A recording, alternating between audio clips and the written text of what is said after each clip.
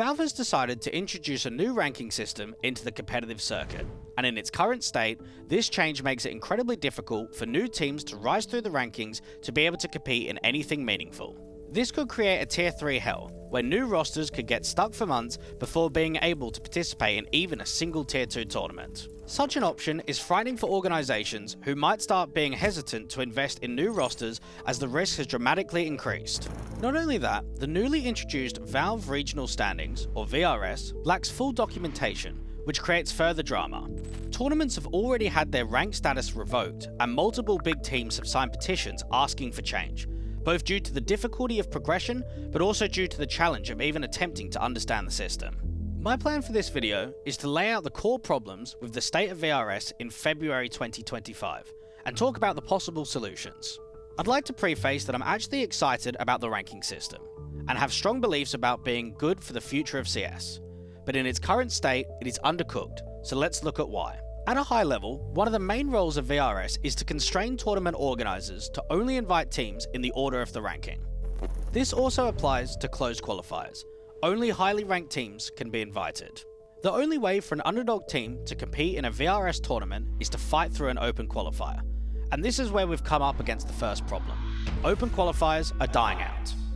Tournament organizers have been hosting less and less qualifiers throughout recent years due to cost-cutting measures. The cold hard truth is that it's simply not worth it financially or logistically for a tournament operator to host open qualifiers. Most open qualifiers are run over 2 days, especially in Europe due to the size and the amount of teams signing up.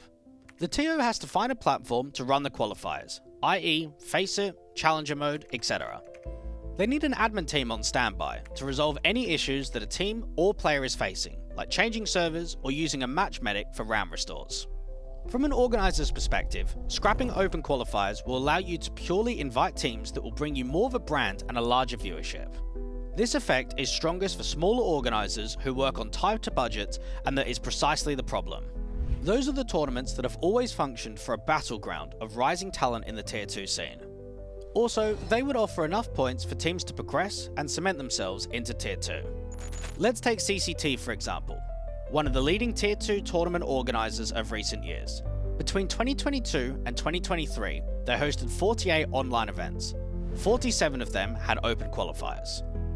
The change came about in 2024 when they decided to scrap all of their open qualifiers for at least the next 36 online events. This includes 2025 as well. But you can say, Dweg, the amount of open qualifiers were already trending downwards over the last couple of years. This isn't caused by VRS, so what is the problem? Well, this is how we get to the second problem. To be placed on VRS, you have to play 10 ranked matches in 6 months. Sounds pretty easy on paper, right? Well, it's not that simple. It's actually incredibly difficult, and not only due to the low amount of open qualifiers. It is possible for a new or unranked team that signed up in the IEM Dallas Europe Open qualifiers to go on a dream run and be completely undefeated in the open qualifier, closed qualifier, and main event to win the LAN and still be an unranked team due to not playing 10 ranked matches. Such a miracle run would bring benefits though, and we will discuss these later.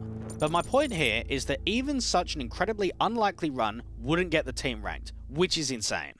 Diving deeper into the IEM Dallas EU Open qualifier, there are 7 rounds of play.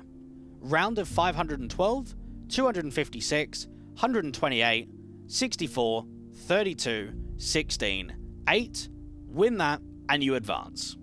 So on paper, you would have to win 7 best of 1s to make the closed qualifier. You would think that's 7 ranked matches, since the open qualifier is a Valve ranked qualifier. However, only the round of 16 and round of 8 was played on HLTV, so you get 2 ranked matches out of 7 matches played. This essentially creates a Tier 3 hell, where you have to fight through hundreds of unverified teams for maybe even a few months before you get ranked. Even if you have a dream run like I illustrated, with the caveat that you would only end up at 2nd place in IEM Dallas, you could not be invited to any ranked tournament as you do not fit the criteria. You would still have to grind more open qualifiers to first get ranked to leverage the points you gained by your success in Dallas. The reason why I had to change it to reaching only the 2nd place will become obvious very soon. And with the lack of open qualifiers, organizations with new rosters are gambling on achieving deep runs in these qualifiers very quickly. If they don't succeed in getting ranked high quickly, they might burn through a lot of money before they get a single invite to a decent tournament. Let's use an extreme example and say Carmine Core want to invest in creating a new team in CS and want tier 1 players. So they pick up Shuhei, Perfecto, Sirison, Xantares, and Yakinda. Since it's a brand new roster and is without a 3-player core, this squad would instantly be unranked. Once they finally played 10 ranked matches via open qualifiers, they will start towards the end of VRS, as almost all qualifiers have 0 prize pool, which is a catch-22 as most points are earned via winning prize money.